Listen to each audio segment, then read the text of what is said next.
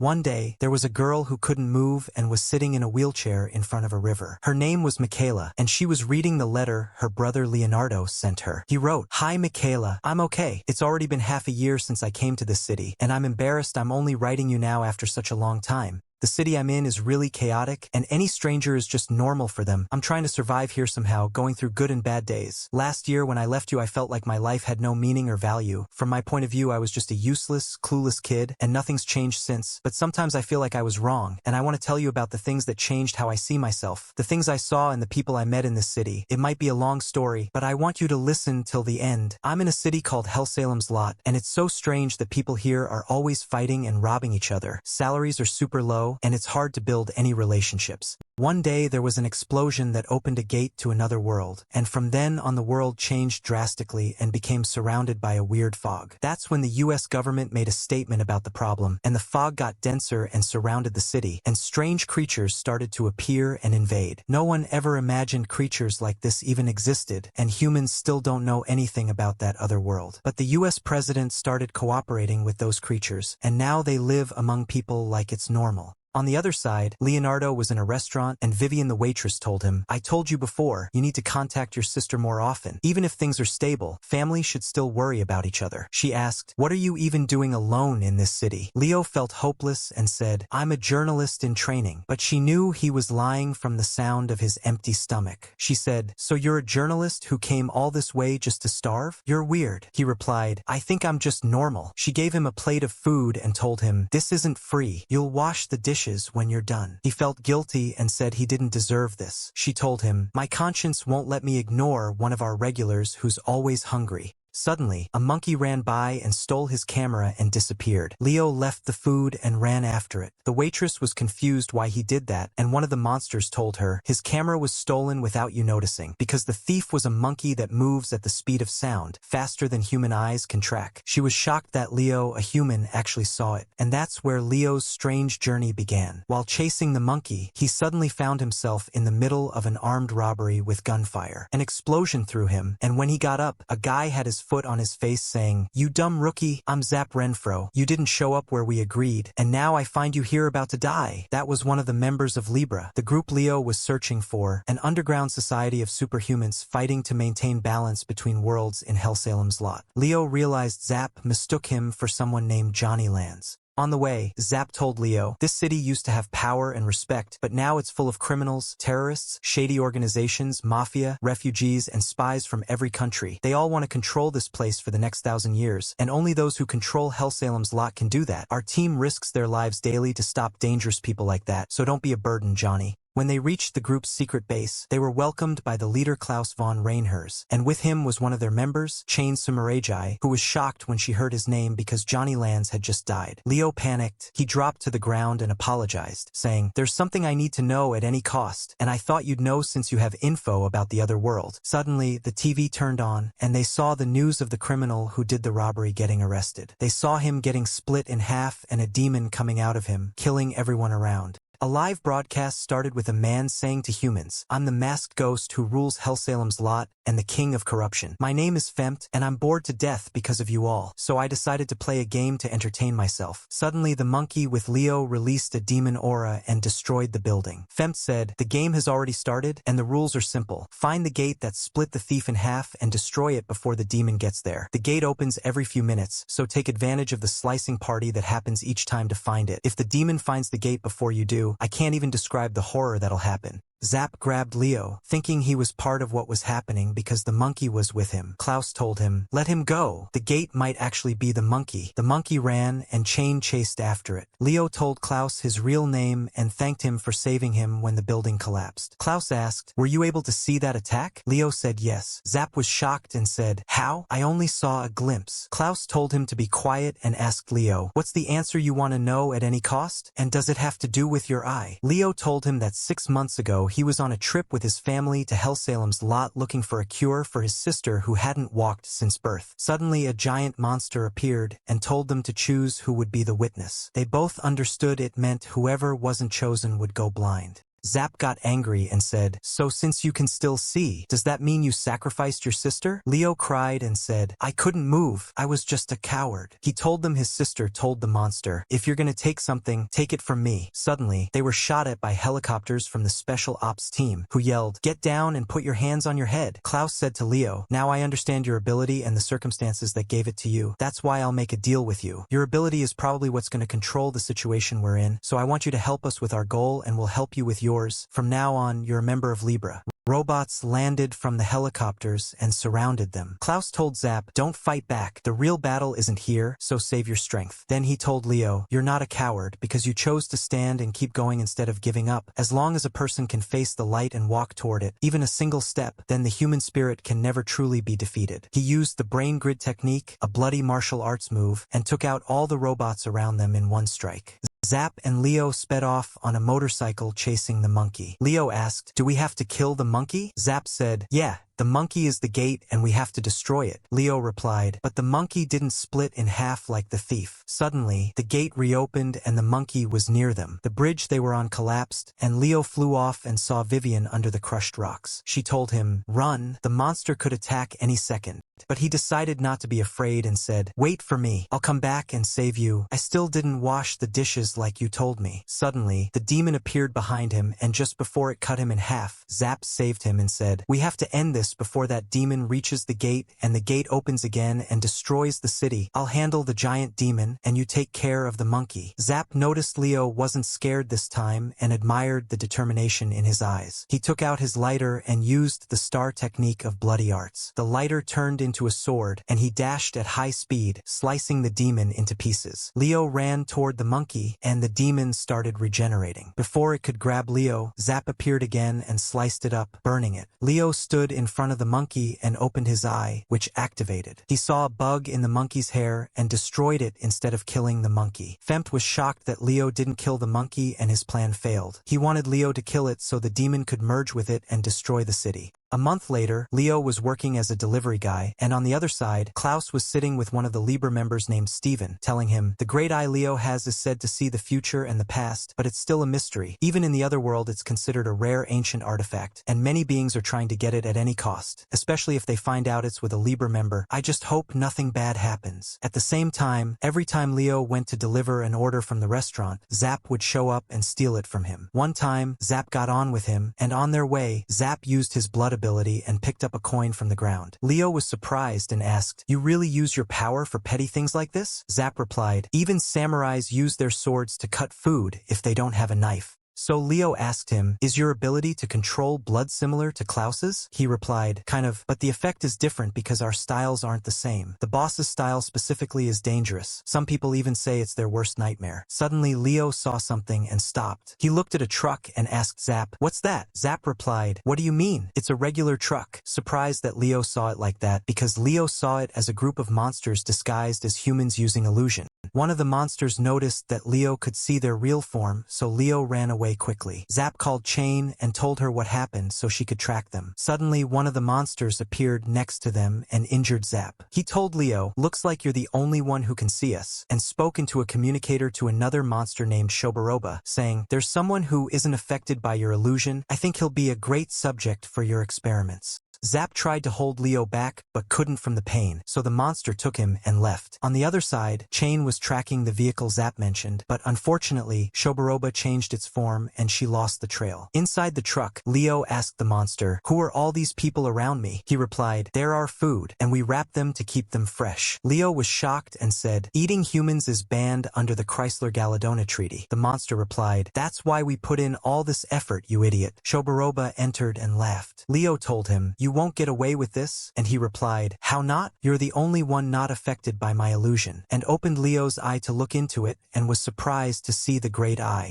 He said, "I can't wait to finish the job. so I can dissect you. When they left him alone in the room with Sonic the monkey, Leo opened his eye to see where they were and found a very thick fog. He felt hopeless because he was depending on the others to save him and felt like he hadn't changed from his old self. Meanwhile, Chain visited Zap in the hospital, and the doctor called Steven from her phone, saying, "This patient has something strange about him. He's scaring the nurses. Every time we give him blood, it disappears instantly." Steven was happy because that meant Zap tied his lighter to the monster's truck with a blood thread. At the same time, Leo used his eye's ability to make what he saw appear in front of the monsters and control what their eyes could see. He grabbed Sonic and looked at him, and the monsters were confused by what they were seeing. Klaus and the others got ready to follow Zap's blood thread. Steven explained to Chain the reason for the blood disappearing, and that the technique he was using was an advanced one that required extreme focus to the point he couldn't do anything else but track the truck. And once Zap wakes up and ignites the thread, it'll be your turn. Chase them no matter what, and we'll track your position and come fast. The monsters entered the room and asked Leo, "What are you doing? And what's this monkey?" They choked him to stop him from what he was doing and decided to kill him since all they needed was his eye. Leo told them, "Get ready, idiots," and activated his eye again, reaching all their eyes, even the one in the truck, making it swerve and crash. At the same moment, Zap woke up and ignited the thread, and Chain dashed after the flame at insane speed. Klaus and the others tried to catch up in the car. As soon as the flame reached the monsters, it burned them. Klaus and the team arrived, and Steven attacked the first monster and took it down. Klaus jumped in with his blood spear and attacked them all. Afterwards, they took Leo to the hospital, and when he woke up, Steven told him they found 19 missing people and arrested 3 monsters in their truck for breaking the treaty, and most importantly, they discovered a new kind of magic they didn't know before, and let's not forget Zap's great achievement. He asked Klaus, "Did you assign Zap as Leo's bodyguard from the start?" Klaus replied, "I offered him, but he refused." Steven laughed and told him, "You need to work on your skill of winning people's hearts and minds. Did you really think Zap would agree to something like that so easily?" And that's when Leo realized Zap was doing all this for him the whole time and that he just thought Zap was annoying him. After a while, Leo's condition got better, and the doctor told him he'd be able to leave after a few more days of monitoring. Sometime later, Leo went out to sit in the hospital garden and noticed something strange. He started walking and found himself in the hospital cemetery and thought to himself, "This place feels so gloomy." Suddenly, a strange girl appeared, laughed, and told him, "That's why no one comes here but me. But honestly, living in fear of death is pointless, because in the end, everyone dies." Leo asked her, "Who are you?" She laughed and said, "My name is White. I'm a ghost. What do you say we be friends?" Leo pulled out the camera to take her photo and said, "You showed up in the picture just fine." She replied, "I like you," and jumped on him. Suddenly, he woke up in his dorm terrified to find a huge monster next to him. The landlord entered and said, "What a brilliant scene. I won the whole block in the auction. I'm turning this place into a luxury hotel," and showed him the contract saying, "Forced eviction is part of your lease, so I hope you don't mind." Leo was shocked, and the landlord told him, "You've got 40 seconds to pack." He went to the Libra HQ where Klaus was playing on the computer. Leo lay down on the couch. Steven heard from Klaus what happened at Leo's place and said, "Shouldn't we raise his salary? We know he sends part of it to his home already." Klaus said, "I offered, but he said he didn't want more than usual." Zap walked in and sat on top of Leo while he was asleep and said he had a fight with someone who took a weird drug and jumped him like a lunatic, and the weird thing was that he cut his carotid artery and he didn't die. They asked, "Was he human?" He replied, "Yeah, I've never heard of a drug that numbs someone after getting their neck sliced." Steven said, "There's a new advanced drug that temporarily changes human functions and boosts sensory awareness, muscle strength, and flexibility. 1 gram costs billions, and smuggling it out will be a bigger problem." Chain came in with camera footage of a gang selling that drug. Steven told her to investigate them, then told Zap to track the dealers as much as he could. Suddenly, Zap noticed Sonic staring at him weirdly and remembered he was sitting on Leo and thought he'd stopped breathing, then found he was still alive. After searching for info about the drug, they found nothing. On the other side, Klaus went to a woman named KK, and they both traveled to the other world. On their way, they met a very important man named Oritsenko. Klaus was surprised he was in such a dangerous place and told him, "Please leave, a normal human like you shouldn't be here." Oritsenko replied, "You must mean someone else," and walked away. Oritsenko and his crew entered the same castle Klaus and KK had entered. It was the palace of Don Arlalil Irika Falgrausch, one of the other world's lords. Arlalil told Oritsenko, "Glad you came, my new friend." A Prosfair game board appeared in front of him, and he said, "Let's enjoy a game." The Prosfair is a board game like chess, created in the other world, with fans among humans and monsters alike, and it's known for having rules that change depending on the competitors' levels. Klaus had been studying and training on it for a long time for this day. He shouted, "Wait, Arlalil. Mr. Oritsenko is important to humanity. If he loses his mind, it'll be a great loss for our world, so please stop him." Oritsenko silenced him and said, "Don't talk like I don't exist. I came here knowing the risks, so know your place. And besides, you assumed I'd lose. No human is better than me at this game." Arlalil laughed and opened the game room portal. Before Oritsenko entered, Klaus told him, "Forget about beating him." KK got mad because he didn't understand the danger he put himself in. Before the match began, Arlalil asked Oritsenko, "What's your wish?" He replied, "First, I want nuclear weapons for my country." Arlalil said, "Then the match will last 9 hours. If you survive till the end, win or draw, I'll give you what you want." Oritsenko added, "Also, I want you to eliminate the man and woman outside. If they say I was here, I'll get in trouble." Arlalil said, "Okay, I'll add another hour, but if you lose, I'll take the rest of your life."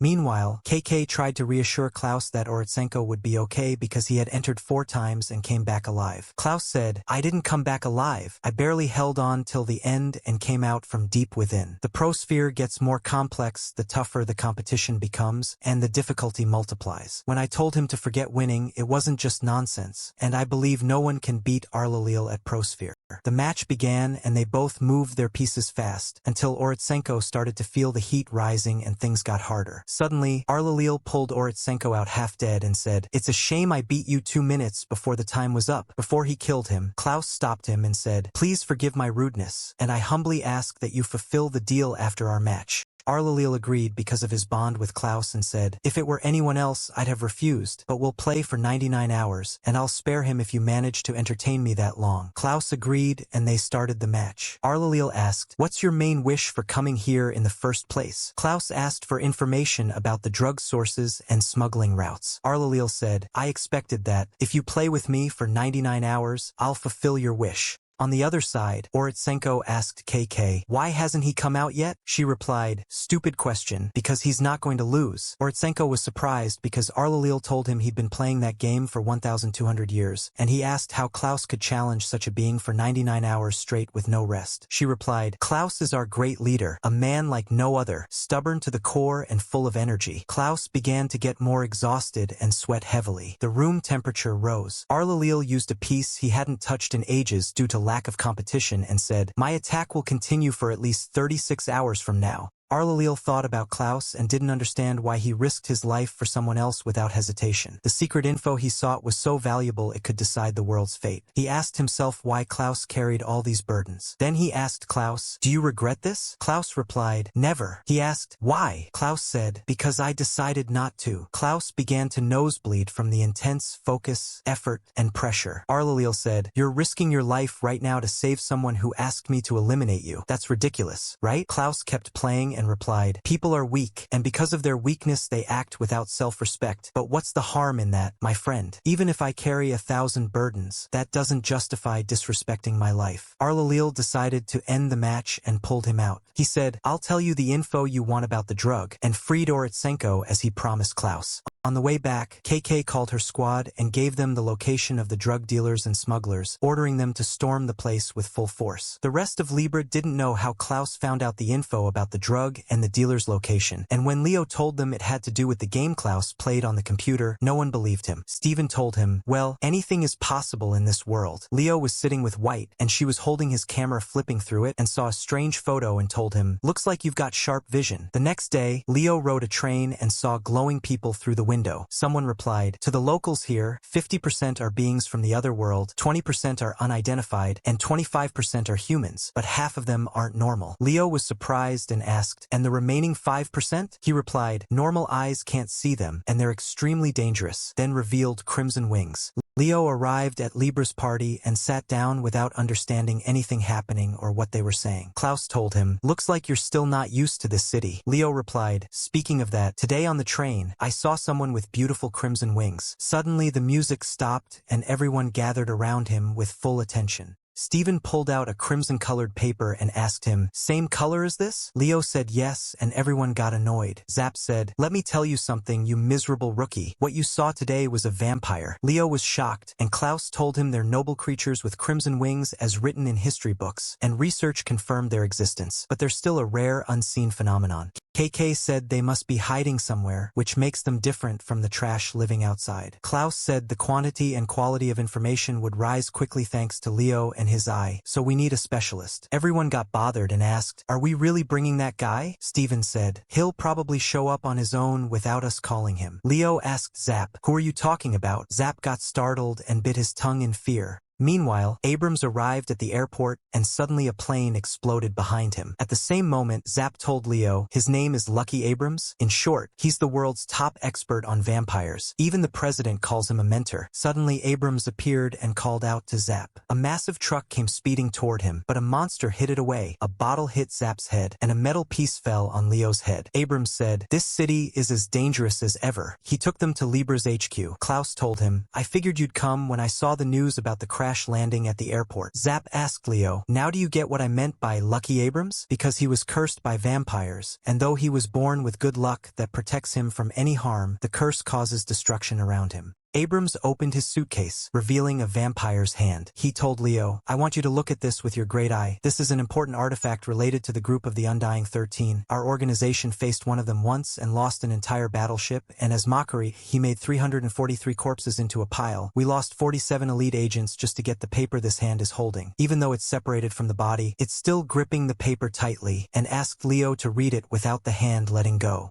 He told him, "The paper probably contains the true names of the Undying 13, and the thing they hate the most is having names." Leo opened his eye, and the words began to appear in front of him. Suddenly, he collapsed in shock, and when he opened his eye again, he saw sparks of light increasing rapidly. Later, they rode a train heading to the other world. On the way, Zap saw a skull through the window about to hit the train, then suddenly it was smashed by a falling meteor. He screamed in Abrams' face, "I've never seen anything like that." Abrams replied, "Relax, we're on the train. This kind of thing isn't rare in this city." Zap snapped, "No, that's definitely rare." Zap looked at Leo and asked Abrams, "Is he gonna be okay?" Abrams replied, "He's probably just tired from work. Most likely he's seeing things we can't see. Now we're going to uncover the vampire's hideout." As they were going down the stairs, a giant metal object fell on them, and Klaus caught it and moved it away, making Zap more afraid of Abrams. They arrived at the place Abrams suspected to be the vampire's den, the Eternal Pit. Zap started filming a documentary of what was happening. Before Leo looked into the pit, Abrams told him, "Close your eye if you feel anything wrong. No, keep trying till your last moment. No, keep pushing until the moment you're about to die. Even if it's just one of them or all 13 below, just confirming their existence is enough." Leo opened his eye and suddenly saw tons of sparks and a massive number of crimson wings. He felt severe pain in his eye, and it started bleeding. He said, "This is bad. The whole pit is crimson. It's not just 13. There's way more than that." Klaus received a call from Gilbert who told him, "We got a help request from the FBI, and a lot of agents are currently fighting at the station route. They're probably up against 2 vampires, and they said your help specifically is needed. Return quickly." Steven and KK arrived. KK told the police, "Don't send any more soldiers to the station." The police were surprised they entered without armor or protection. When they got inside, they found many bodies. KK told Steven, "I can't believe I'm here with someone as cold as you." He replied, "It's better than raiding a vampire's den." She said, "I've waited 3 years for this moment." And he replied, "As for me, I was hoping this day would never come." They came across 2 bodies of armored officers. KK used blood bullet arts, and Steven used frozen blood style. With a single strike from both, they took them out. But more appeared, and the vampires were watching them fight the corpses. Chain was standing by, recording the scene. Elsewhere, Zap threatened the monster train to go faster. Klaus was watching what Chain was filming on her phone. Suddenly, a vampire appeared next to Steven while he was fighting a corpse. He backed away quickly, and KK fired a shot at her, but it had no effect.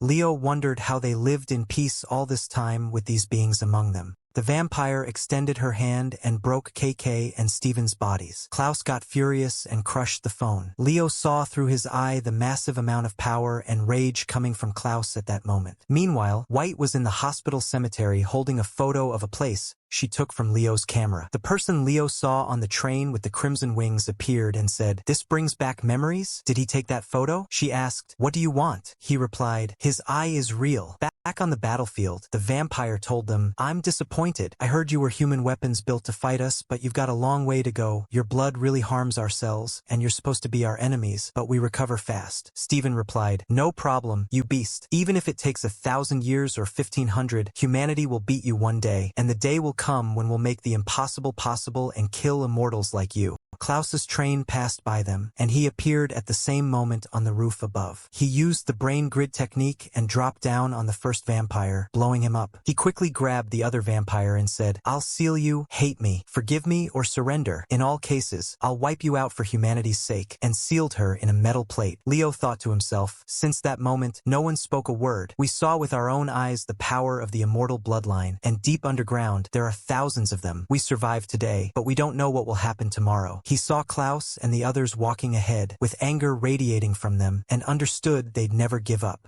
He remembered when he was on the train and asked the guy who told him about vampires. "You can see them too?" He replied, "Maybe, wanna guess what kind I am?" and suddenly vanished in front of him. Later, Leo went to White, and she told him, "I'm not going back." He replied, "But everyone's looking for you," and she insisted on her decision. Meanwhile, the vampire Leo met on the train, whose name is Black, called Fempt and said, "I'm your friend, the King of Despair." The next day, Leo was in the hospital in White's room, and she was angry at him. He asked her why, but she wouldn't answer. That night, he went to the cinema alone and watched a romantic film but didn't understand it either. The following day, he was with Zap buying stuff, and he kept thinking about White. Zap asked him, "You distracted because of a woman or what?" Leo replied, "Even if that's the case, you're the last person I'd ask for advice on something like this." They got on the motorcycle, and they were supposed to head to the meeting, which was in about a minute. But Zap insisted they grab food in just 5 seconds. Leo told him it's impossible, but Zap ignored him. So Leo used his eye to show him an alternate path and make him take it, but Zap resisted and moved randomly. A huge truck passed by them and almost ran them over, but suddenly a monstrous vehicle much larger than it appeared and ate it, causing an explosion. It began chasing Zap and Leo, and Zap tried to escape with all his speed. Steven saw them on the news and went with Klaus to a man they had in custody because of his dangerous powers.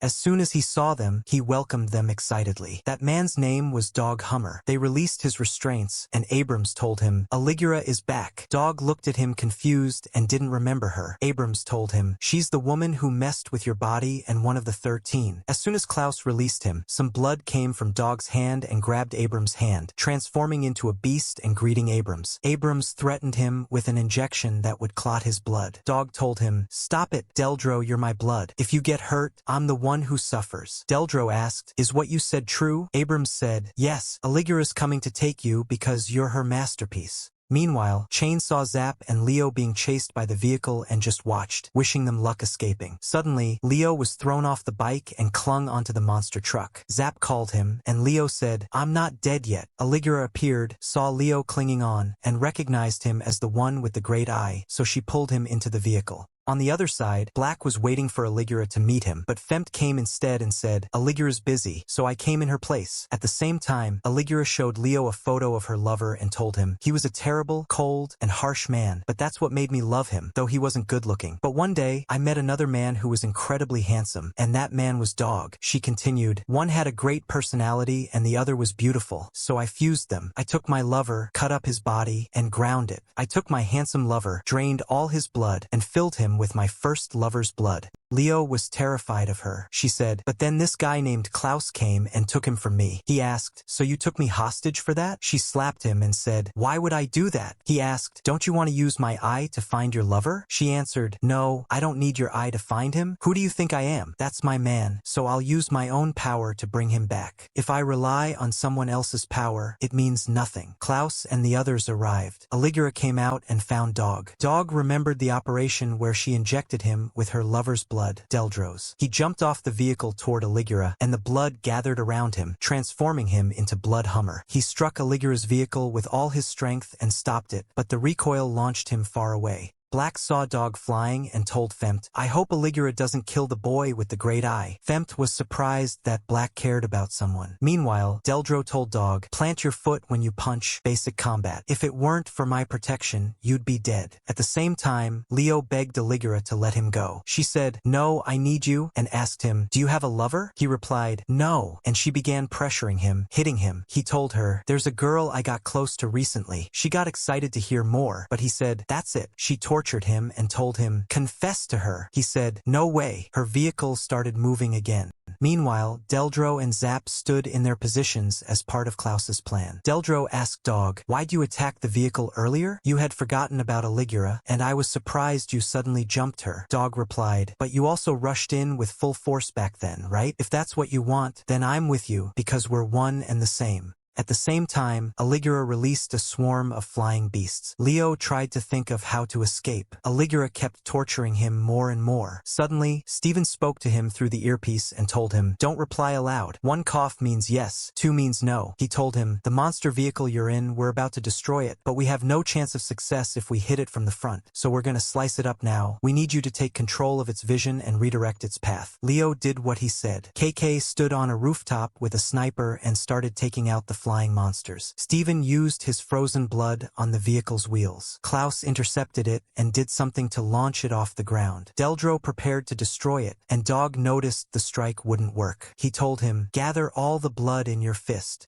So he gathered the blood in his fist and struck the vehicle with a powerful punch, shattering it into pieces that fell all over the city. Chain jumped to catch Leo before he hit the ground from a great height. Meanwhile, Black told Femt, "I'm leaving. Don't forget to deliver my message to Aligura." The next day, the doctor told Leo, "You needed 5 stitches, so take care of yourself." Later, Leo went out and saw White, so he hid. When he tried to leave, Sonic stopped at the hospital door and wouldn't move. Leo walked away without him, but suddenly turned back and went to White and said, "Want to go to the movies with me?" He took her with him, even though she'd get scolded for leaving the hospital. She told him, surprised, "It's not like you to invite me. Looks like the torture worked." They watched a comedy together and everyone was laughing, except them. Suddenly, White started crying and apologized. He tried to comfort her and said, "I'm the one who should apologize. I didn't know the comedy would be this sad." She told him, "I also felt like crying because it reminded me of my family. In my family, my little sister is the strong one, and even though I'm the older brother, I cause her so many problems, I'm really pathetic." She said, "No, you're not. You're a kind person." The next day, in Gotham District, an area inside Hellsalem's lot considered part of the remains of old New York, and covered with a surface that isolates it from the fog. The area was also separated from the residents of the other world. Leo was there at a restaurant buying food. When he stepped outside, he looked at the surface above and wondered how much it costs to maintain something like that. Suddenly, he saw a small creature get hit by a car and fly toward the sidewalk. He rushed over to check on it, and the creature got up and said, "Can I have a bite of your food?" Leo was surprised. It was a beggar. Leo asked, "The important thing is, are you okay?" The creature replied, "Don't worry, I don't have bones like humans, my body's like rubber," and asked for Leo's burger. The driver who hit him got out of the car, really angry because the creature had jumped out in front of him and was now just sitting there begging like nothing happened. Then he remembered he had some food in the car and gave it to him. The creature was thrilled, but Leo was upset because the man gave him food that was already eaten. The man told him, "He doesn't care, and that cop over there is pretending like he didn't see what just happened." The man's assistant told Leo, "We're delivery workers, and if we're late because of this, they'll make us pay for the loss." Leo went back to HQ and found Zap on the ground with shoe prints on his face after Chain dropped on him from the ceiling. He told Leo, "You're really late," and they started eating. Leo noticed the restaurant stopped putting the superhero badge on their meals, which used to be good promotion and something kids collected, Leo included. Zap said, "Maybe it's because you ordered takeout? Probably the restaurant doesn't want creatures to be seen eating their food outside the district. It's because some dumb humans complain and say the meals are animal food." Leo asked, "What do you mean?" Zap was surprised by the question even though Leo was already used to the place, and he told him, "From the outside world's perspective, the beings of the other world are just monsters, so of course they won't accept them easily." Leo got really upset by that and went to see White. When he told her the story, she said, "Of course it's true," and asked, "What, you attended a humanitarian seminar or something?" He said, "No, it was a burger session." She noticed he was genuinely upset and told him, "The world never lived in peace, even when there were only humans, but there are good people among both humans and those from the other world. The problem is there's no mutual understanding." Leo was walking when he saw the mushroom-like creature again. The creature greeted him and said, "Hey, it's the guy who didn't give me his burger." Leo was upset he remembered him that way and asked, "Do you live around here?" He replied, "No, I live on Desolake Street." Leo was surprised. It was really far. Then the same delivery driver who hit the creature before showed up, and the creature got excited thinking he brought food. But Leo got really angry when he saw the man was charging the creature 4 times the real price. He told the creature they were scamming him, but the creature ate the food quickly and didn't care at all. After they left, Leo told him, "You could have bought 16 meals with that money." The creature said, "I know, but no human is gonna go spend their dollars to get food for me. The restaurant might be right in front of me, but behind the barrier, it's a world farther than the moon." Leo said, "From now on, I'll get your food." The creature got excited and asked, "How much will I pay you in return?" Leo got upset and said, "You won't pay me anything, I just can't accept the situation." Leo told him his name, and the creature said, "My name's Nay." Days passed, and every day they ate burgers from the same restaurant together. One day, Leo found the superhero badge from the restaurant and showed it to Nay. Nay got excited and took it from him. Leo told him, "If you were in elementary school, your mom would be mad at you for doing that." Nay got upset and asked, "Do you have a mom?" Leo said yes. Nay said, "I have no memories of mine." Leo asked, "Did you get separated when you were little?" Nay replied, "I know who she is, but neither of us remembers the other." Leo said, "You probably don't remember her because you were young." Nay replied sadly, "But my mom doesn't even remember giving birth to me."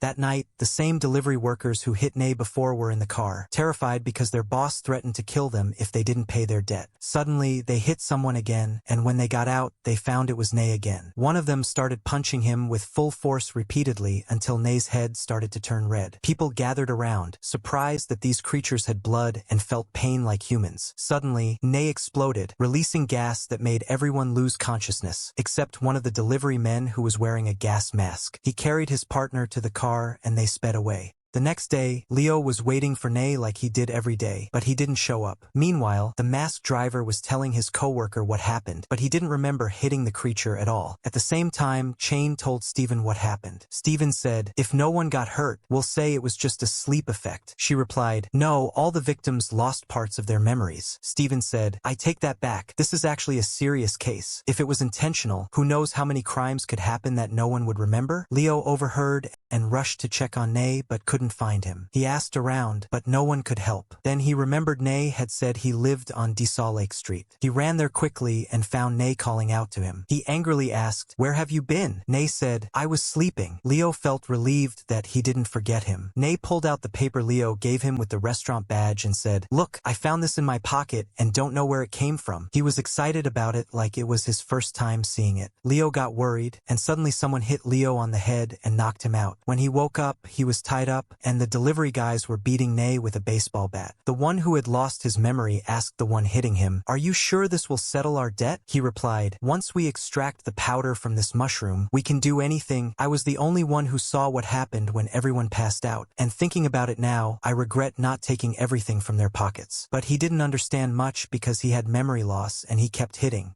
Nay's head started turning red again. Leo shouted for them to stop, but they ignored him because he was tied up and couldn't do anything. The guy hitting Nay said, "Don't worry, when the mushroom releases the powder, he'll forget everything." Nay was shocked and asked, "Is what he's saying true?" Leo said, "I don't know anything about this either, but think of your mom. You probably forgot about her too." Nay's head slowly returned to normal. They started hitting him again. Leo got really upset and tried to free himself but couldn't. Nay told him, "Don't worry, I can handle it. I just don't want to forget you, so let's eat burgers together again later." Leo got angrier and his eye activated. He took control of their vision, made them remove their masks, and they collapsed. One of them got furious, grabbed the bat, and hit Leo with full force. Nay got enraged for Leo's sake, and his head turned bright red, releasing the powder. The next day, Leo woke up in the hospital, not remembering anything except that he'd had an accident and memory loss. He didn't even remember the Libra members who came to visit. When Leo left the hospital, he went to buy a burger and unconsciously ended up buying 2 meals. He felt like he hadn't been to that restaurant in ages since he couldn't recall anything from the past 2 weeks. As he walked, eating the burger, he suddenly started crying and didn't know why. Suddenly, the same scene repeated. Nay ran across the street and got hit by a car. He got up like nothing happened and told Leo, "Give me a burger." Leo was shocked again that he was a beggar and asked, "Have we been through this scene before?" Nay said, "It's the first time I'm seeing you now." Leo gave him the burger and introduced himself. Nay did the same. Later, Leo went to White's room and found Black there. He was surprised and asked, "Are you the guy I met on the train?" He replied, "No." White told him, "That's my brother," and he introduced himself, saying, "Call me Black." The next day, Leo went with Black to a restaurant. Black told him, "I've heard a lot about you and wanted to meet you, but the timing was never right." Then Leo asked Black about White's illness and said, "She told me herself, but I want to understand more from you." Black replied, "Her heart is weak, but it's been stable recently." Leo felt really stupid for asking that on their first meeting. Black continued, "She's childish and super selfish. I'm sure you noticed she's hard to deal with." Leo replied, "That's not true. I have a little sister too, so I'm used to it, and she always mocks me." Black said, "My sister always beats me in fights because I'm just a short guy with glasses. I used to get bullied at school and White always supported me every time. Every time I felt so pathetic I wanted to die, but somehow I survived." Leo got emotional and said, "I get you," then felt awkward because his reaction was weird, but he went on, "Don't worry about those things too much. One of my bosses always calls me shrimp, but I decided not to care." Black laughed and told him, "You're right," and thanked him for the advice. Suddenly, Vivi spilled her coffee on Leo, but strangely it froze midair. Vivi thought Leo did it, but he told her it wasn't him. Then Black lost control and the coffee fell on Leo. He thought to himself, "Sorry, it's an inherited ability in my family, but I'm not good at it." On the way back, Leo was thinking about Black and told Sonic, "I know people like him exist, but I didn't expect to meet one this soon, and since he denied meeting me on the train, then I must have met someone else." When he arrived at HQ, he found Zap attacking Klaus as usual. Klaus calmly left his cup hanging in the air, punched Zap, then grabbed the cup again. The next day, Leo entered HQ and was surprised it was quiet. He asked, "Where's Zap?" Steven replied, "You're right, I haven't seen him at all today." Chain said, "I think he finally gave up and quit." Suddenly, Leo's phone rang. It was Zap. He answered and saw a video call with people holding swords to Zap's face. Zap cried to Klaus, "Please save me, boss, they're gonna kill me." Klaus grabbed Leo and rushed to the location. Meanwhile, a monster asked Zap, "You think your knight's gonna come?" Zap replied, "Of course," then said to everyone around him, "You lowlifes thirsty for entertainment. The best guest is about to arrive." Klaus arrived outside and told the guard, "My friend's inside," but the guard wouldn't let him in, so Klaus punched him and was let in. When they entered, they found an underground fighting arena. Zap told the arena boss, Osmaldo, "He'll cover my debt, right?" Osmaldo replied, "Depends on tonight's bounty and your effort." Suddenly, the crowd pushed Klaus into the ring, and the announcer welcomed him. Klaus told him, "Sorry for interrupting your business, but I'm just here to get my friend back." But the announcer ignored him and said, "There are 2 rules, no weapons, and all fights are one-on-one. You'll meet Zap if you perform well in the matches." Klaus got mad and was about to hit the announcer. The announcer warned him, "You don't even know where Zap is. If you kill me, he might take a bullet to the head." Klaus threw his weapon to the ground. The whole crowd got excited. They'd never seen a Libra member before. The first fighter entered the ring. His name was Gregor. He told Klaus, "You seem rattled, but try to focus. Your life's on the line." Klaus removed his glasses and decided to take it seriously. Before he moved, another beast entered and smashed Gregor. It stood before Klaus and said, "No one wants to see puny humans trading weak punches. Humans should be crushed by monsters."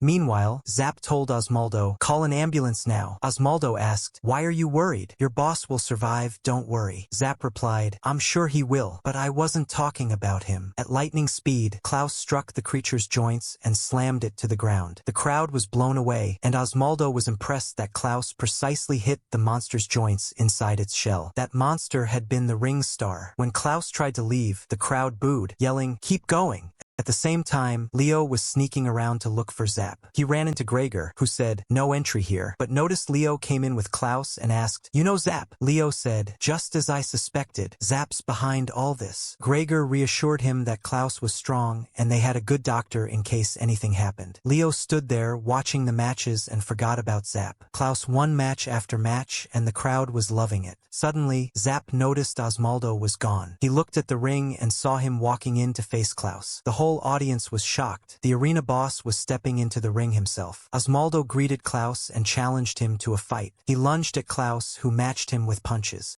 Osmaldo figured out Klaus's fighting style. It was like a warrior with a shield. He defended with his left and prepared his right to strike. He also noticed Klaus didn't kick, grab, or throw. His fighting was simple, no tricks, and his discipline didn't waver. Osmaldo rushed him confidently, sure he'd win. They traded rapid punches until Klaus suddenly changed tactics and punched him straight in the face, smashing his head. Everyone was stunned when blood flowed out of Osmaldo's head in the shape of a person. He said, "For the record, I was just using that corpse. I didn't kill him." Leo's eye activated, and he warned Klaus that Osmaldo was a vampire. The blood moved closer to Klaus, and Osmaldo said, "If I hadn't done this, I wouldn't have had fun with you guys," then blasted Klaus away. Afterwards, Zap pretended to thank Klaus for saving him and said he was really in trouble. Surprisingly, Klaus believed him, and Leo was frustrated that Klaus fell for it so easily. Zap tried to attack the boss while he was exhausted from all the fights, but still couldn't land a hit. Later, Leo saw Black walking toward the hospital and offered to take him. On the way, they saw Halloween was about to start. Black said, "In my country, people often dress as ghosts for Halloween." Leo replied, "Speaking of that, White told me once that she's a ghost. Looks like that joke is common for you guys." Black was shocked by what he said and got upset. When they arrived at the hospital, Black asked Leo to go to White's room and take care of her. Before he left, he said, "White might say weird things, but she's a normal, kind girl, so please be kind to her." Leo assured him he would and walked away. Black went to an alley, picked up a blue jacket, put it on, and entered Femp's place. Femp was surprised and asked, "What's the occasion for this visit?" Black replied, "No reason." Then he silenced all the noisy monsters around and said, "I'm the one who's going to play with Femp." We return to Black's past, where there was a huge fire, and his father told him, "William, take care of your sister Mary," and left with his wife while William held the unconscious Mary and screamed. At that time, Jerusalem's lot was known as New York, and a massive unknown catastrophe occurred called the Great Collapse. And this disaster wasn't just for this world, it hit the other world too. Back then, sorcerers from both worlds gathered and built a barrier together to stop the Great Collapse. What they did actually halted the disaster, but gases still leak from the site.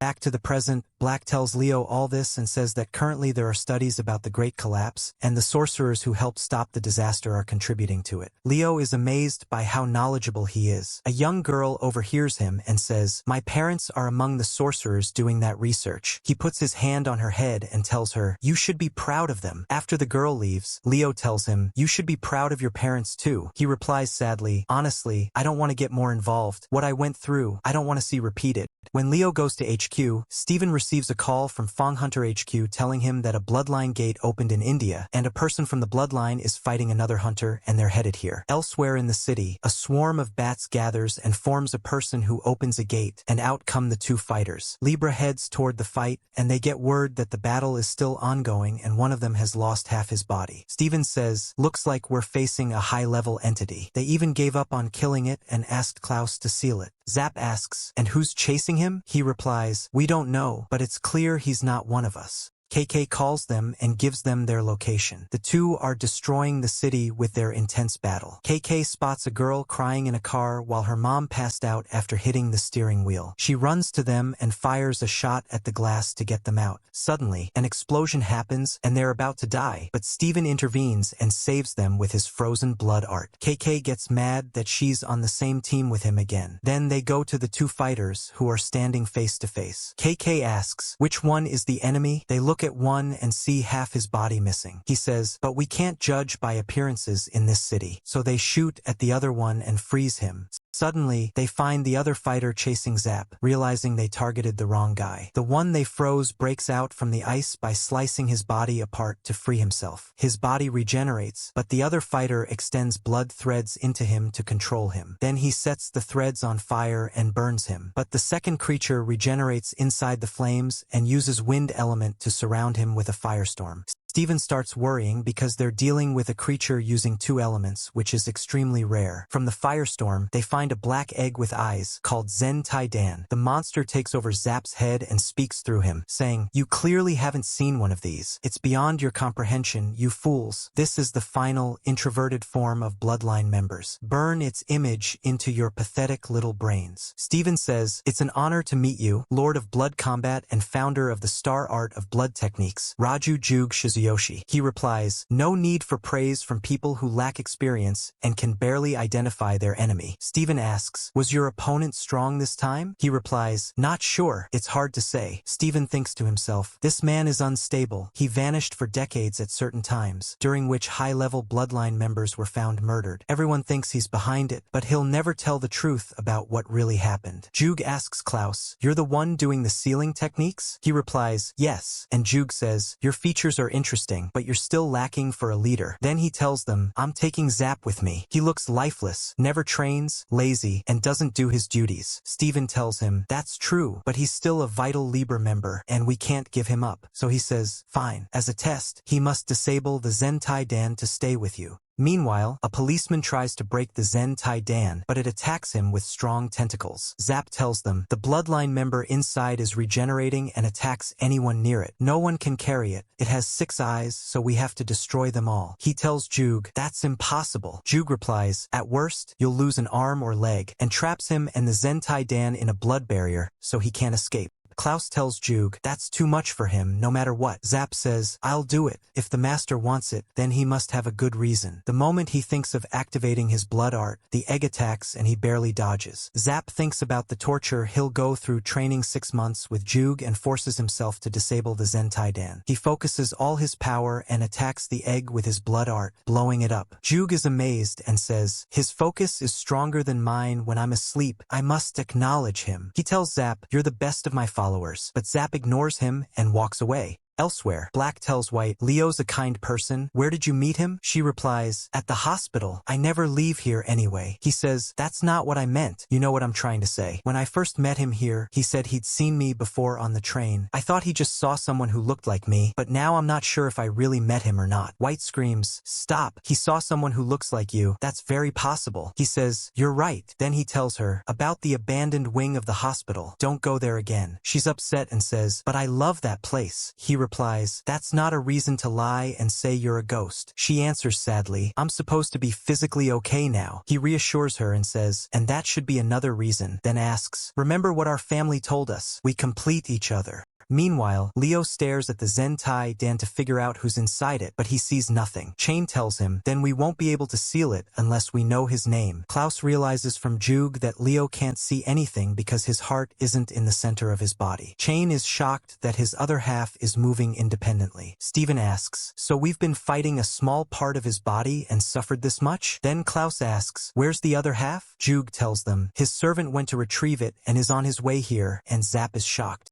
Meanwhile, Black goes to his family's grave and his second half's ghost appears. Black asks, what did you make White do? The ghost sarcastically replies, don't say it like I'm a villain. In the end, she got a friend. You should thank me. Black gets angry and says, I don't mind what you do to me, but not my sister. That was our deal. Still, the ghost denies doing anything and forces Black to sleep and takes over his body. At night, an unknown aircraft enters the city limits at high speed, and they find a monster on board with someone piloting the aircraft. At the same time, Jug tells Zap, that junior of mine is the heir to the wind elemental branch of my star-style blood arts, and the fire elemental demon branch is yours. If you were competent and qualified, I wouldn't have had to split the elements. Zap replies, don't be a fool. Fire and wind need the blood to be circulated through the body from both elements separately, and you have to control them to use other blood arts, and that's beyond human ability. Jug says, our target is called the Eternal Void, and he wants to find his other half and merge with it. Suddenly, octopus tentacles rise from the ocean and split the plane in two, so Klaus signals Blood Hammer to launch quickly. He jumps and grabs the part of the plane with the monster's half and tries to land with it. Leo identifies part of the monster's name, so Klaus grabs him and jumps from the building, and the monster attacks him with claws, which Klaus blocks. Zap notices that this half of the monster regenerates by reversing time, and Leo is surprised that someone on the plane has a strange aura, but then he finds out the monster's full name. KK fires a stun shot at the monster with her sniper, and Blood Hammer takes Leo and leaves. Leo asks Dog, what was that light here a moment ago? Dog is confused because he didn't see anything, and Leo tells him there was light on the rooftop we were just on, and suddenly the building explodes. Meanwhile, at the hospital, White is in the yard and suddenly falls to the ground in severe heart pain. Elsewhere, from the destroyed aircraft, Jug's servant emerges, and when Zap sees him, he laughs and mocks him for being amphibious and having strange skin color. Then they get ready to fight, and both see each other's weapons and are amazed by them. Suddenly, the monster's half unleashes his energy at the ceiling, creating a huge hole leading to the roof, and suddenly they see the egg with the other half coming down from above. The monster's half jumps at it quickly, and the amphibian throws his spear fast to stop him. Jug and Steven are standing above. They were the ones who threw the Zentai Dan, and the second half reaches it and merges with it. Zap understands the plan and tells Steven, "You could have at least told us," then links a blood thread to the merged monster and burns him along with the amphibian. Klaus seizes the chance and jumps on him to seal him. After that, Jug praises them all for their performance in the battle, but suddenly says, "I'm leaving my servant in your care. His name is Zed," then disappears, and Zed is shocked he left him and faints. We go back to the past. One day, a monster in the form of a huge blue aura attacked the city. White ran to Black to save him. He told her, "Get away, don't come here," but she approached him. The monster appeared, and Black told it, "I'll hand over my body, but don't touch my sister. Don't drag her into this. If you want something, take it from me." The entire blue aura entered Black, and his eyes turned red. In the present, White wakes up with tears on her cheeks after seeing the past in a dream. She finds Black in the room, but the monster is controlling him now. He places a tool in her hand and asks her to use it to take Leo's eye, promising he'll return her brother to her forever if she brings him the eye.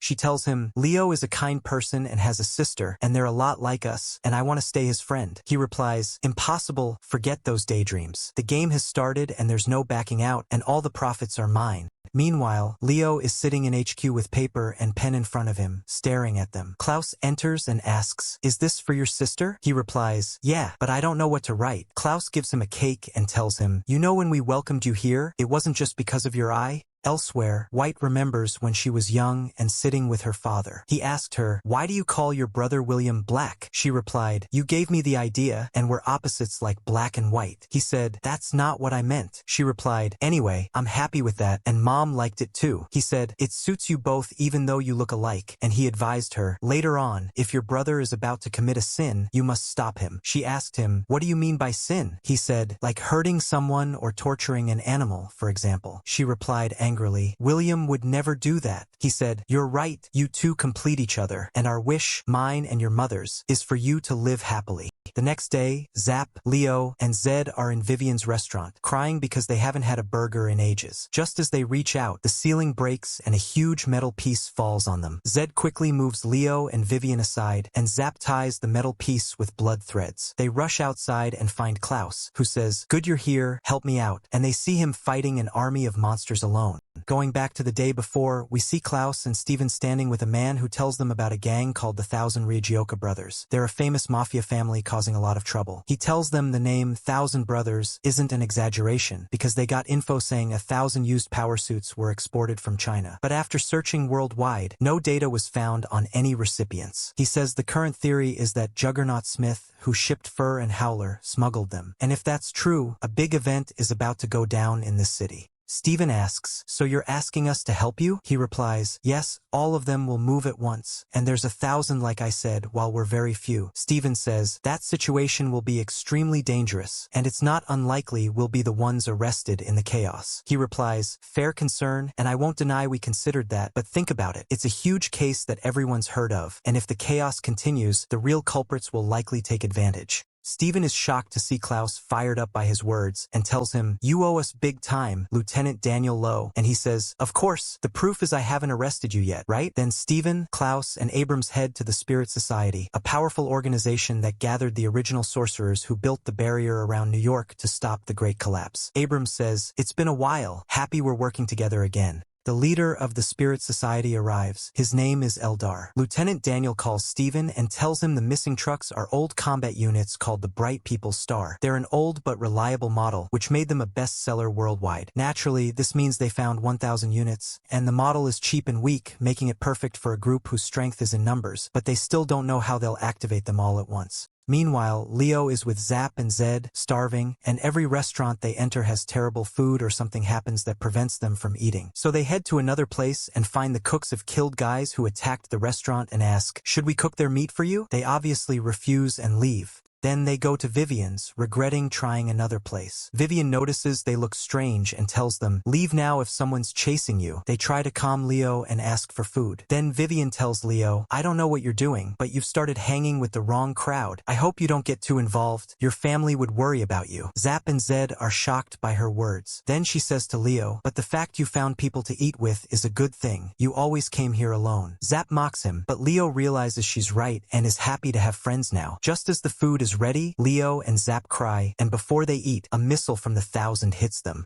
At the same time, Abrams apologizes to the Spirit Society leader for rushing them. He tells them, I know you're the busiest among humans, and says that one of the barriers has broken. Specifically, the final barrier was broken at the location where they fought. Abrams is shocked and asks, you mean we caused it? He replies, no, that barrier can't physically be broken. So it wasn't you, but it's alarming, and that's why I called you. He tells him, since we made the barrier 3 years ago, one person was inside it and we never found their location, and the sorcerer couple we were responsible for died. We never figured out the situation or what happened, but it seems 2 people came back alive from there, the children of the dead sorcerers. One of them is now part of the sorcerer group and the other is in the hospital. Meanwhile, Black is walking in the city and sees a girl running away, so he stops her and sees bruises on her face. She tells him, let me go, I have to escape quickly or they'll kill me. Black sees 2 monsters chasing her, so he lets her go, and the monsters get close to him, angry that he let her escape. Black says, let's play a game. I'll step aside if you win. I might even catch the girl for you. Then he asks them to guess what species he is. One of them attacks him, and suddenly his body inflates and explodes. The other monster is terrified. At the same time, Leo is in the hospital courtyard, and Black enters. White asks Leo to hand her the all-seeing eye.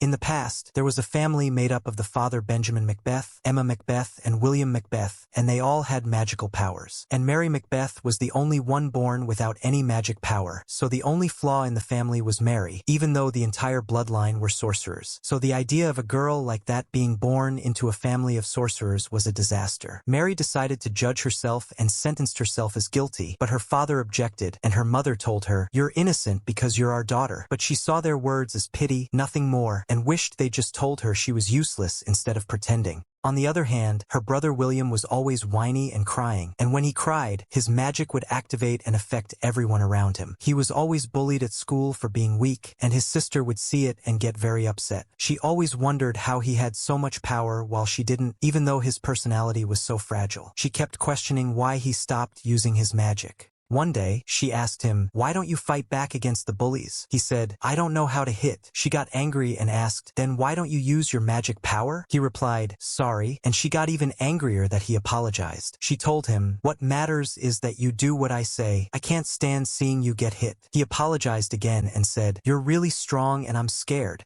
She was surprised and didn't understand what he meant by being scared. One day, she told her father what was bothering her. He told her, don't worry, William is strong, and you're strong too, and that's why you care about him. But choosing not to use a power you have requires courage. Besides, he doesn't have to be a sorcerer if he doesn't want to. There are other paths. Mary got frustrated by his words and wasn't convinced. He asked her, do you even know why he decided to stop using his power in the first place? She replied, no, I don't, and then Will showed up, so they stopped talking. Mary always felt proud of her parents when they went to save the world. But as usual, she felt bad she didn't have any power like them to save the world or do something in her life. One day, she found her dad's camera and started taking pictures with it to fill the wall and try to fill the emptiness she felt inside. Once her dad asked her, why don't you take pictures of yourself? She told him, that's not the purpose. I just felt like, if I die, these pictures will still be here. That night, William took the camera and secretly took a photo of her while she was asleep.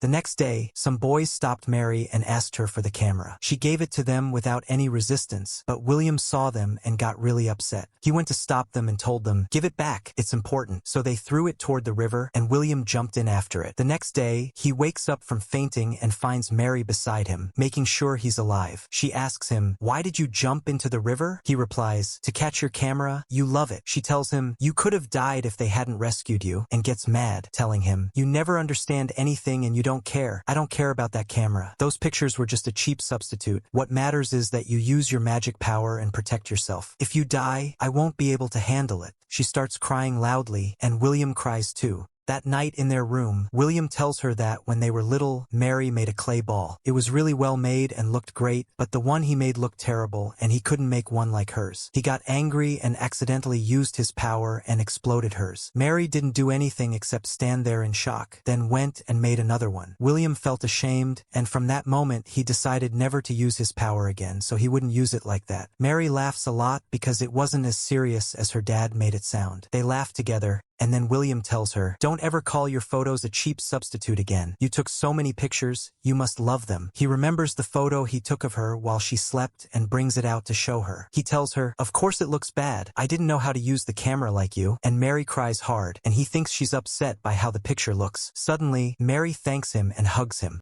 The next day, they go to school holding hands, and Mary tells him, "If you're going to be a sorcerer, don't slack off in training. Maybe it doesn't show on mom and dad's faces, but they're very worried about what you plan to do." Until one day, the disaster happened and their world was completely destroyed. Mary runs fast to reach William, their dad, and mom. She finds William in front of her, and he warns her not to get close. Then the blue aura appears, and William says, "If you're going to take something, take it from me. Don't touch my sister." In the present, Mary gets up and tells Leo, "Sorry, but I have to get William back," and she puts the device the monster gave her on Leo's eye, and he loses consciousness. The monster takes him and leaves, and Mary feels guilty. The monster goes to the other world, dragging Leo with him, and says to himself, "You were right, sister, we're all going to die." A person's fate shows how fast this mortal life ends, and he sets up a camera and draws a massive magic circle on the ground, and forces Leo's eye to activate. Meanwhile, Mary is walking through the streets and everyone is celebrating Halloween. The monster activates the magic circle and Leo suffers greatly. Mary arrives at the cinema with Leo's camera and watches photos of his sister, feeling guilty. Suddenly, Sonic appears and asks about Leo using gestures. She feels even guiltier. Meanwhile, William's body starts bleeding from what the monster is doing, and he puts extreme pressure on William's body. Suddenly, Mary feels a pain in her heart and tells Sonic, "Please save Leo." Suddenly, 4 explosions happen in the city at the same time. The monster pants from exhaustion and says, "Today's not your lucky day, all-seeing eye guy. You got caught up in all this? Even a ghost haunted you, and she's not even human. The barrier placed where her heart used to be is what's keeping her alive. That was the only choice her parents had to save their dying child. That emotion is what's keeping both of us alive." William goes to his sister and tells her, "You weren't the only one who gave up back then. I did too. If there's a way to achieve the goal, I have to use it no matter what it is." And he puts her to sleep and shoots her heart to break the barrier. Fempt is standing watching and says, "The second collapse? Who would have thought it'd choose this exact day? It's so funny, but won't the way back be hard over there? Since the entire path will be in darkness." And at the same time, Leo is thinking, saying to himself, "Since that day, I've been having the same dream every day. A fear that won't fade. A constant feeling of anxiety. I spend my days feeling regret and guilt, and until now, I haven't stopped trembling, and I don't move from my place, and I wake up after my emotions take over, and I never find any answers as usual, and today I see a new nightmare." Suddenly, Fempt appears in front of him and says, "Welcome to the last station of your life," and asks, "Do you know where you are, my dead friend?" Leo doesn't respond, so Fempt hits him and Leo feels pain. Then Fempt realizes he's alive and tricking him. On the other side, Steven tells Klaus, "We got a report from the Spirit Society that once the sorcerers arrive, they'll start repairing the damaged barrier, and they've officially asked us to help search for the last missing piece. 3 years passed that fast? Or are they just 3 years? Klaus replies, "In both cases, it seems it's a reunion with the White Darkness." At the same time, Deldro is very excited about what's happening, and Patrick, one of the Libra members, asks, "Is Leo okay? Won't he be in danger if they're done using him?" Abrams tells him, "No, that's exactly why he'll be fine. Look around you, gravity hasn't changed yet. 3 years ago, the whole city turned into chaos so bad that the abyssal pit flipped, and the barrier is still holding." Alder tells them the reason the barrier has held till now is the last piece, and he thinks it's Mary. Abrams is surprised. Can the barrier even be inside her? Alder replies, "Yes, the barriers and their sources of power take different forms depending on the user's style. It's possible one of the original sorcerers wove life into the barrier, even though it's forbidden, and likely Mary and her family were in an accident during the Great Collapse. So Mary lived 3 years of her life merged with the barrier." At the same time, the King of Despair wakes up and doesn't find Mary beside him. On the other side, Abrams tells them the King of Despair wants Leo's eye to find the barrier, so he definitely won't kill him, but everything we're doing now is pointless and Leo isn't here. Meanwhile, Leo asks Fempt, "Who are you?" Fempt responds, "In these circumstances, do you care who I am when you can't even see me?" Leo asks, "Are you Black's friend?" Fempt asks in surprise, "You mean the vessel of the King of Despair?" "No, I just know what's inside him," and throws a metal piece at him and asks, "Engraving or writing? Your face says you've got a lot of questions, so I'll answer them if you win, and if you lose, you'll stay here forever." Leo gets scared, thinking he was going to say he'd kill him if he lost. Fempt hits him and says, "You're going to die anyway, so why stain my hand? Either way, the result is you die here or outside, two possibilities with no third." On the other side, Zed asks Zap, "Aren't you worried about Leo?" Zap replies, "Why would I worry about that narrow-eyed guy?" Zed angrily says, "Because he's a normal person without any power." Zap suddenly stands and says, "Don't get it twisted. We're Libra, you know what that means? It means we're ready for anything to happen." On the other side, Klaus tells Steven, "Look closely at the light." Steven replies, "Didn't we say this before? You know, when I think about what happened 3 years ago, I honestly feel frustrated. But I think what happened then won't happen again today. 3 years passed since the Great Collapse, but we've definitely been working hard every day since then to improve ourselves beyond who we were." At the same time, the King of Despair wakes up and finds Fempt beside him. He asks, "Are you here to take my candy?" Fempt replies, "No, I just came to see you." Meanwhile, Leo is climbing the ladder with difficulty to return to the city. The King of Despair asks Fempt, "Did you let the child go?" Fempt replies, "He refused to play our game, said his questions were for me and that he couldn't stay here for long, so he refused to join the game." The King of Despair says, "You should have ignored him." Fempt responds, "But then it wouldn't be fun." At the same time, KK goes to Klaus and Steven and tells them, "I found the place where the video was recorded," and Chain appears to Zap and Zed and tells them, Leo is in the Central India Hospital graveyard. Meanwhile, Leo is climbing the stairs and remembers Klaus and says, "I'm sorry, Klaus, I can't see anymore." And the King of Despair says, "3 years ago, I saw the Great Collapse and it was so beautiful. That scene overturned all the emotions, values, and concepts that define a person's nature. And for the first time, I felt a happiness that confirmed hope, a beautiful dream, but luck wasn't on our side, neither for me nor them nor the sorcerers." Fempt says, "The Fallen One, the Blue, the Demon, the King of Despair. You have many names, Watchman, but what you need is a little nonsense." And the device falls from Leo's eye and his sight returns.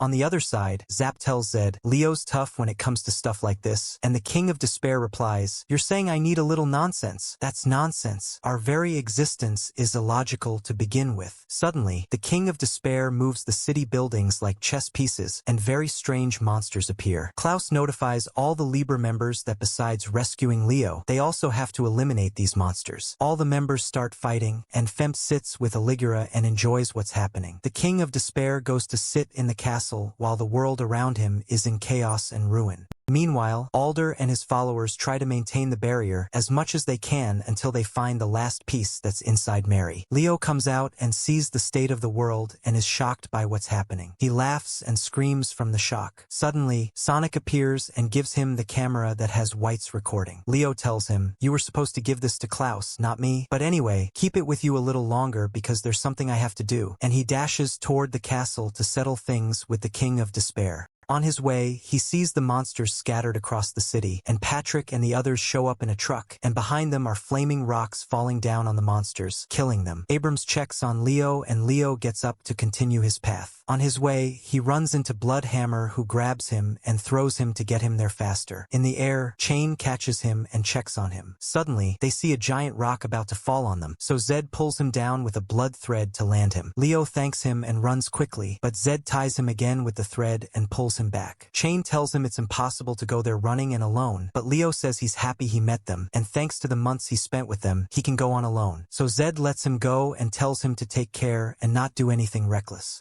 On the other side, Klaus reaches the King of Despair and asks him where William is. Suddenly, he sees a rock coming at him fast, and he stops it. Klaus grabs him angrily, and the King of Despair tells him it's a game, hero, and your role is to protect me from myself. That's the cliché hope. Klaus keeps protecting Black's body from the King of Despair. The King of Despair gets angry and lights the fire around him, and Klaus tries to stop him from hurting himself for William. At the same time, Leo runs at full speed, and suddenly, his left eye shatters for no reason. He stops, shocked, and monsters gather around him. Then Zap appears and spreads his blood threads and burns them all. Leo punches him and says he almost killed him. Leo sits crying because of what happened to his eye and because Abrams will be mad at him, and he also has to find Mary. Zap hits him to shut him up and tells him, "You either do do it or die. That eye of yours is just a tool, and you'll find a fix later. Don't give up no matter what. Gilbert arrives in the car to get Leo there, and the fight between the King of Despair and Klaus intensifies, destroying buildings around them, until Klaus bleeds from all over. The King of Despair tells him, "You came to take William from me, but I'm not the one who took over him. He welcomed me." Leo arrives and says, "You might be right, but your indifference toward other souls is completely wrong." The King of Despair asks, "So what will you do? Use your eye to destroy me?" Leo responds, "I don't know, maybe that's the most logical option, but I'm still not sure if it's right or not, so I'll keep thinking as long as I live, and next time we meet, I'll have the right answer for you." Leo opens his eye and looks at the King of Despair and sees William crying, saying he doesn't want to die. Leo shouts at the top of his lungs, calling for White, and tells her, "As long as you're trying to take one step toward the light, your soul will never be defeated. Your second self hasn't given up yet." His voice reaches White, and she opens her eyes and sees William crying and his tears falling on her.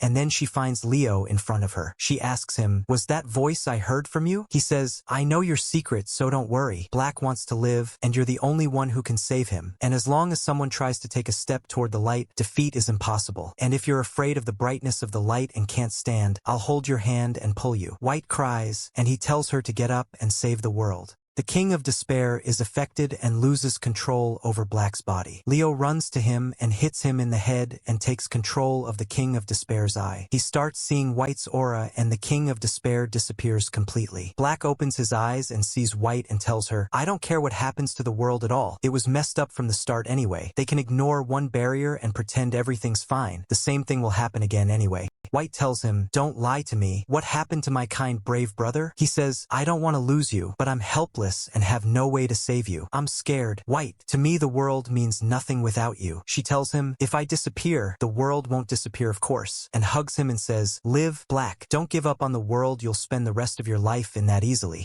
Suddenly, the spiritual society finds that the last piece in the barrier responded. Black tells White, "My current power isn't enough to fix your barrier and make you stable. So give me your remaining power and I'll create a new barrier, even though I'm not sure I can do it." She tells him, "As long as you're the one making it, I'm sure it'll be fine." And a new barrier forms, and White says goodbye to William and tells him, "My hope and future are with you." Leo goes to Klaus, and Klaus tells him, "If you were a little late, I would have ordered food," then says, "Well done in this incident. You alone saved the world. Hold your head high. I'm proud of you." Leo breaks down crying, and William says to himself, "Can you see that? White, your knight is in a tough state, but still amazing." Michelle reads, "I'm writing you this letter to end things my way, so please don't be mad at me. I want you to keep this letter for your brother, and I'm okay, and I survived in the strange city where you're not here, but I survived relying on your light, and it looks like I won't see you for a while, but I promise that one day I'll tell you about the world I saw face to face, and I'll tell you my story and the story of the people who gave me hope.